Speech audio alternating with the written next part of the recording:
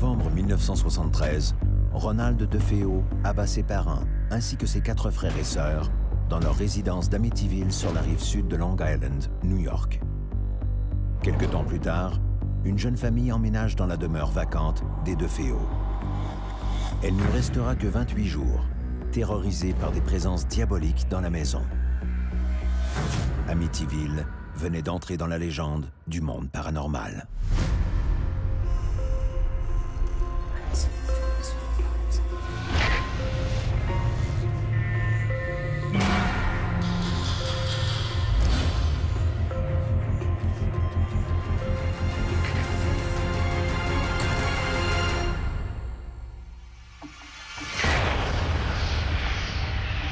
À l'été de 1979, le film Amityville, la maison du diable, prend l'affiche partout en Amérique du Nord.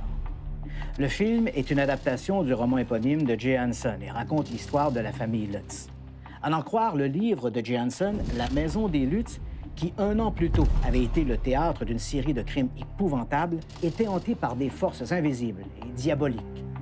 Chaque année, des dizaines de personnes se rendent à Amityville pour se faire photographier devant cette maison qui, jadis, a été celle de la famille Lutz, et ce, aux grandes dames des nouveaux propriétaires et des habitants d'Amityville qui n'apprécient pas trop ce tourisme surnaturel. Il faut dire que pour la plupart d'entre eux, toute cette affaire serait un canular habilement orchestré par les Lutz pour capitaliser sur l'histoire morbide des lieux.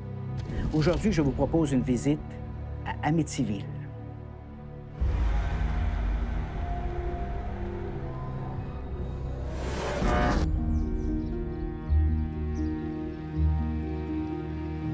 En novembre 1974, la police d'Amityville est dépêchée au 112 Ocean Avenue, juste derrière moi. Sur place, ils y trouvent 6 corps, le couple Ronald DeFeo Sr., son épouse Louise et 4 de leurs enfants, Mark, John, Allison et Dawn. Le seul survivant est l'aîné des garçons, Ronald DeFeo Jr. Il sera arrêté et condamné pour ses crimes à 150 ans de réclusion. La maison va demeurer vacante pendant quelques mois. Puis, en décembre 1975, George et Kathy Lutz, ainsi que leurs 3 enfants, emménagent au 112 Ocean Avenue. Ils n'y vivront que 28 jours. À les en croire, les lieux étaient hantés par des forces maléfiques. Leur récit fera du 112 Ocean Avenue la maison la plus hantée d'Amérique. Mais cette réputation est-elle surfaite? Pour le savoir, j'ai demandé à quelques experts.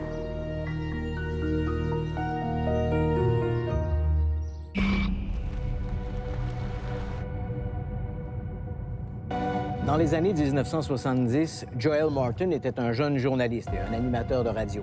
Il a été parachuté au milieu de cette histoire de meurtre et de fantômes. Il a suivi toute cette histoire d'un point de vue privilégié. Il a rencontré tous les acteurs de cette saga et a colligé leurs témoignages.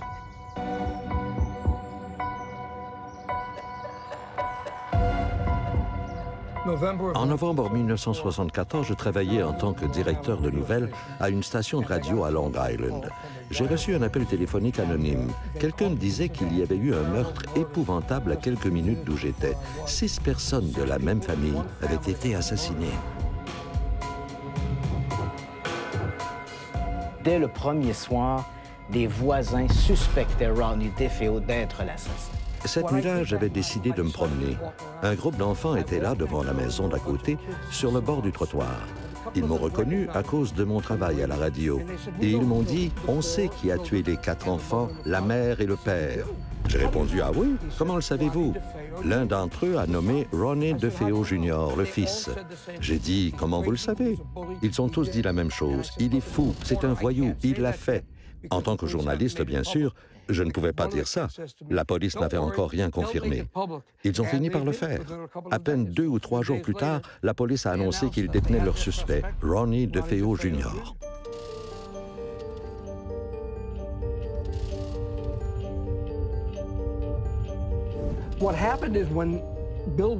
Bill Weber, l'avocat de Ronnie DeFeo, a rencontré George Lutz, un de ceux qui ont vécu dans la maison pendant 28 jours. Ils ont vécu là pendant environ 28 jours, je pense, pour être exact. Ils ont dit qu'ils avaient été obligés de déménager parce qu'il y avait des esprits qui les attaquaient et les poursuivaient. Ce n'est pas tout à fait vrai. George Lutz et Bill Weber se sont assis à une table, comme nous en ce moment, avec des bouteilles de champagne et de vin. Ils ont décidé d'inventer toute cette histoire. Ils se sont dit, si on arrive à vendre cette histoire, on pourra faire beaucoup d'argent. Mais ce n'était que des mensonges. Tout ce que Bill Weber m'a dit est faux.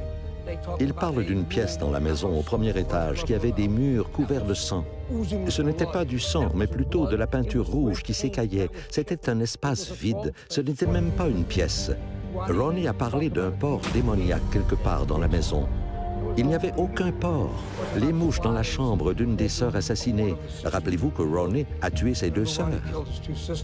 Dawn and Allison. And it was the Allison room. Exactement. Ils ont dit qu'il y avait des mouches, mais ce n'étaient pas des mouches du tout. Il faisait extrêmement chaud en haut. Il y avait des corps et des larves qui se formaient. C'était dégoûtant. Ce n'étaient pas des mouches, c'était des larves. Ils l'ont juste inventé. Et au moment où le livre est sorti et ensuite le film, c'est devenu de plus en plus gros. Même Jay Hanson, l'homme qui a écrit le livre, m'a dit qu'il n'a même jamais visité la maison. Qui sont les Lutz? Qu'est-ce que l'on peut dire à propos d'eux? C'était une famille du coin. Les Lutz n'étaient pas bien connus. Ils étaient assez discrets. Ils avaient obtenu un très bon prix pour la maison. 80 000 $. À ce moment-là, la maison valait 80 000 $. Mais même à ce prix, ils ne pouvaient pas se permettre de payer l'hypothèque. C'était clair qu'ils allaient être obligés de vendre la maison. Ils avaient donc une motivation pour trouver de l'argent. C'est en affirmant que des mauvais esprits, des fantômes et des démons les ont chassés de la maison qu'ils ont expliqué pourquoi ils ont dû partir si vite. Mais la vraie raison était sans doute qu'ils ne pouvaient simplement pas payer la maison. Ils avaient des enfants en plus, donc ils sont partis. Lorsque la maison d'Amityville a été abandonnée après ses 28 jours d'occupation par les Lutz, la maison aurait été enquêtée par ce célèbre couple Ed et Lauren Warren. Les Warren étaient assez connus, mais pas vraiment populaires. Ils avaient la réputation d'être parfois excellents. Puis lui, bien, il est décédé. Mais elle avait une bonne réputation. Puis, tout à coup, elle est impliquée dans une histoire de maison supposément hantée, parce qu'on se questionnait à savoir si elle était vraiment hantée. Madame Warren s'est alors retrouvée au cœur de la controverse. Elle ne s'y attendait pas. Mis à part la hantise que les Lutz ont rapportée, avez-vous jamais entendu parler de manifestations surnaturelles dans le 112 Ocean Avenue avant l'arrivée des Lutz ou après le départ des Lutz? Avant le déménagement des Lutz, il n'y avait jamais eu de tels incidents là-bas. Personne ne m'a jamais dit qu'il y avait toutes sortes d'esprits et de forces démoniaques là-bas. Je n'ai jamais entendu parler de ça. Rien n'a été dit sur cette maison jusqu'à ce que les Lutz y emménagent. Ni après le départ des Lutz. Ni après leur départ, c'est exact. Il n'y a pas eu d'autres histoires. Non, non. L'histoire d'Amityville, une fraude ou une histoire vraie? Un peu des deux. L'histoire inventée par Lutz et l'avocat Weber, oui, c'est une fraude. Quant aux autres choses qui sont arrivées là-bas, étaient-elles réelles? Oui, je ne pense pas que c'était une invention de Lutz. Je ne pense pas que c'était ce que Weber a inventé. Je pense qu'ils ont vraiment créé cette histoire à partir de ce qu'il y avait là-bas, sauf qu'ils l'ont légèrement modifié.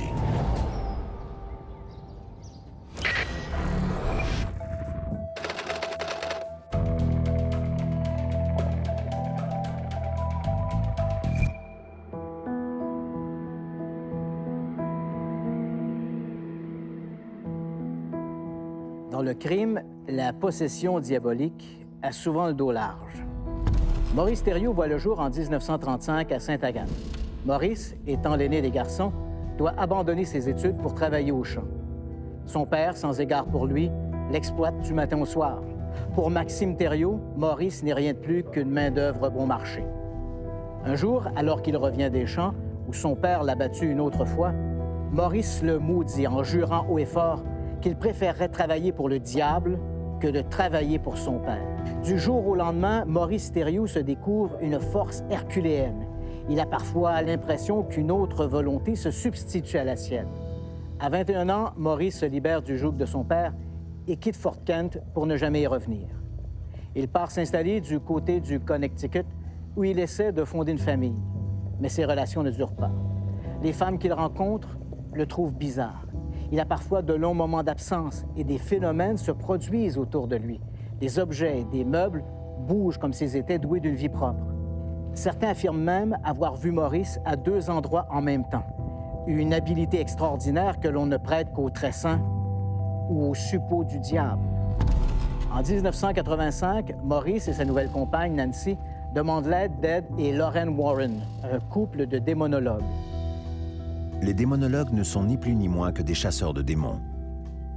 Fidèles à leur habitude, les Warren concluent que Maurice Thériault est possédé du démon et organisent une séance d'exorcisme. 7 ans après le rituel de l'exorcisme, Maurice se rend chez Nancy, dont il est séparé depuis peu. Il est armé d'une puissante carabine. Ce soir-là, Maurice Thériault fait feu sur Nancy, l'atteignant au bras gauche. Puis, comme s'il venait de retrouver ses esprits, Maurice retourne l'arme contre lui et se tire une balle dans la bouche. Il meurt sur le coup. Maurice Thériault était-il possédé ou simplement malade?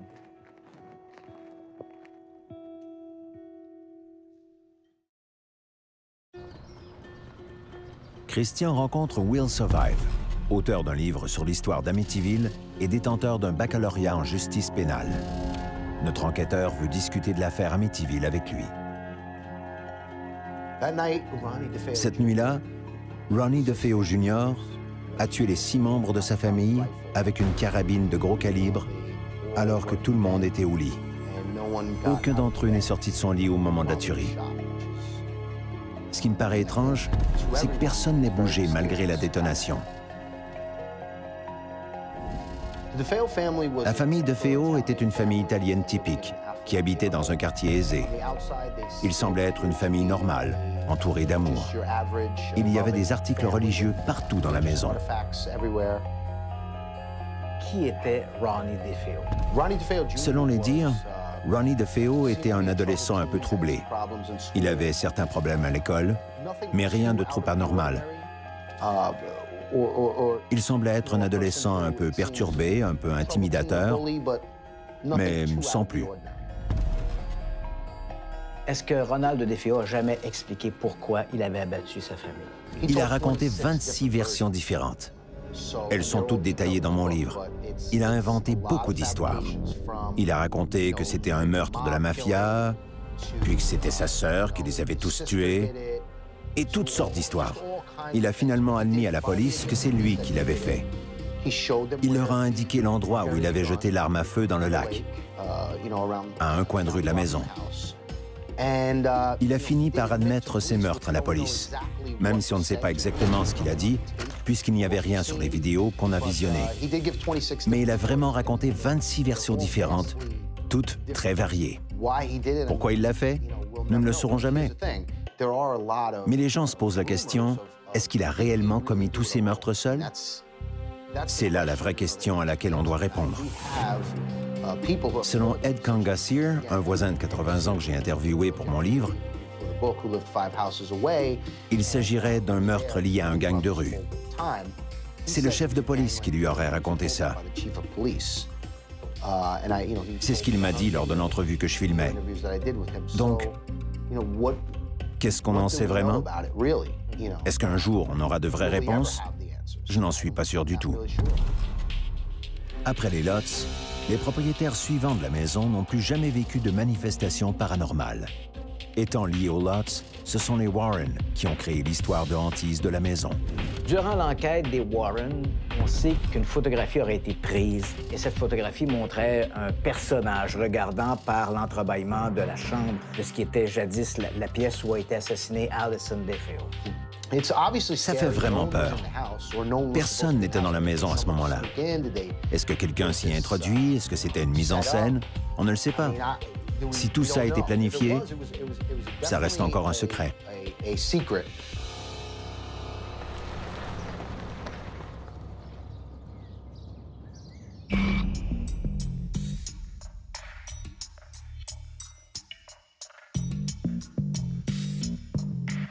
Christian poursuit son investigation et nous parle des techniques d'enquête utilisées.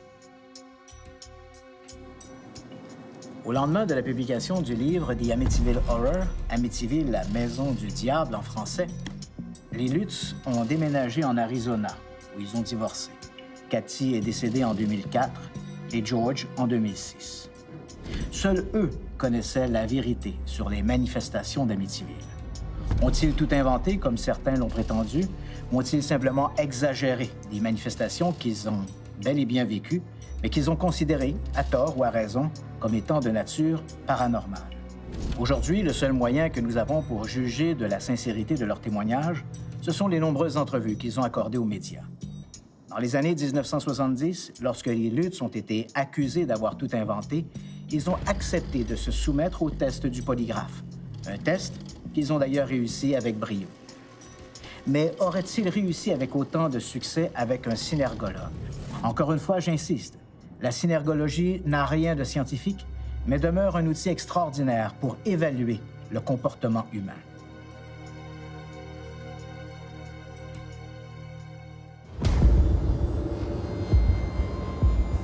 La synergologie est destinée à interpréter le langage non verbal d'une personne. Pour en connaître davantage sur cette technique, Christian rencontre la synergologue Annabelle Boyer. Je t'ai demandé de regarder une série de vidéos du couple Lutz et de regarder un peu quels étaient leurs comportements, leurs gestes par rapport aux questions qui leur étaient posées. Georges, dites-nous ce qui vous est arrivé. Décrivez ce qui est réellement arrivé. Bien, d'abord, quand nous sommes arrivés dans la maison, tout était normal. C'était une charmante maison et on a aimé l'habiter. Dans la semaine qui a suivi, quelque chose a touché la main de Cathy. On en a parlé et on ne peut toujours pas expliquer ce que c'était. C'était une chose invisible. Monsieur Lutz ne bouge pas. Ses mains restent collées aux cuisses. Il est vraiment immobile. Et les moments où il va décrocher du regard de l'animateur, on a ce qu'on appelle une défocalisation active. Ça veut dire qu'il n'y a pas de clignement de paupières dans les changements d'orientation. Et ça, c'est particulier. Et ça suggère quoi? Qu'ils mentent, qu'ils disent la vérité? Bien, on est dans une gestion du stress qui est très, très, très importante. Et ce qu'il nous présente, c'est un corps qui est contrôlant. Il a les mains agrippées, un hémi-visage droit, peu de clignement, une défocalisation active. Et bizarrement, quand il raconte l'histoire, on n'a pas du tout de mobilité au niveau des gestes, on n'a pas de mobilité au niveau du corps. C'est comme s'il n'avait jamais vécu ce qu'il décrivait. Parce que quand on a vécu une situation, le corps l'a enregistré et quand on raconte cet événement, le corps revit les émotions qui ont été vécues. Chez lui, j'ai pas ça. J'ai pas d'accélération de la respiration, j'ai pas d'accélération du rythme cardiaque, j'ai pas de démangeaison, j'ai pas de changement de position, j'ai pas de geste, je n'ai pas de cognition incarnée. Donc, j'ai pas les éléments qu'on aurait habituellement dans l'authenticité. Il y avait une tempête à l'extérieur. Seulement nous pouvions l'entendre dans la maison. Le vent était vraiment violent. Et M. Lutz va s'appuyer sur le lutrin pendant toute sa conférence. Il va scanner la salle, il va regarder ce qui est devant lui. On a une défocalisation, encore une fois, qui est active. On a encore des gestes d'ancrage. On a encore peu de mouvements. Avec ce que je vois dans les vidéos, moi, je me questionne, mais ce que j'ai comme signes, ce sont des signes de non-authenticité à plusieurs moments. Donc, il y a probablement des bouts qui ont été enrobés, qui ont été bonifiés avec le temps. Il est tellement en mode vigilance. Il est tellement dans le contrôle du discours que, selon moi, il est conscient que ce qu'il dit n'est pas tout à fait conforme à ce qui s'est réellement passé en 1975.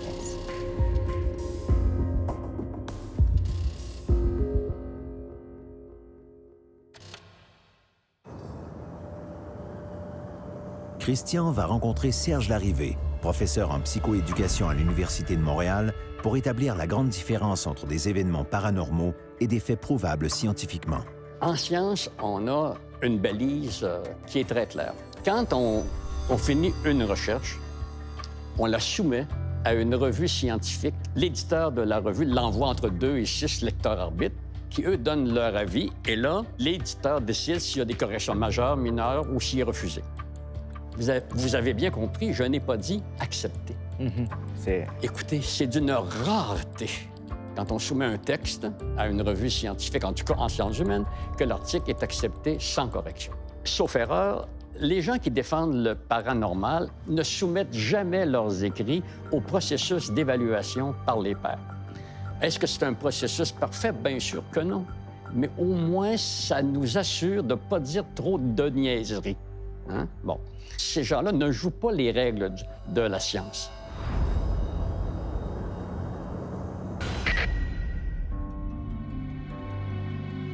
les faits qui ont contribué à la célébrité de la maison d'Amityville sont loin de faire l'unanimité. Objectivement parlant, cette soi-disant hantise n'a jamais été enquêtée proprement et rien ne prouve que les faits allégués par les Lutz s'y soient jamais déroulés. Quant à la présence du couple de démonologues Ed et Lorraine Warren, difficile de qualifier leur visite d'enquête.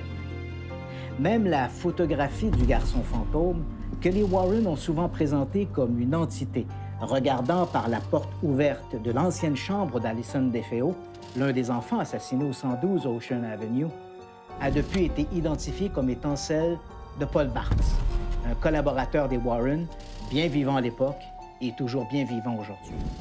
Quant à savoir maintenant si ces manifestations étaient de nature surnaturelle ou psychologique, la question reste entière, même si je favorise une approche psychologique. Il ne faudrait pas perdre de vue que les Lutz venaient d'emménager dans une maison qui, un an plus tôt, avait été le théâtre de la pire tuerie de l'histoire d'Amityville. Cela étant dit, il ne fait toutefois aucun doute que l'histoire qu'ils ont entretenue par la suite, via le livre de Jansen ou leurs nombreuses apparitions médiatiques, était très exagérée, voire inventée de toutes pièces, et ce pour plaire à un public assoiffé de surnaturel et pour capitaliser sur un sujet à la mode. Le réalisateur américain John Ford a dit « Lorsque des faits se sont transformés en légende, publiez la légende. »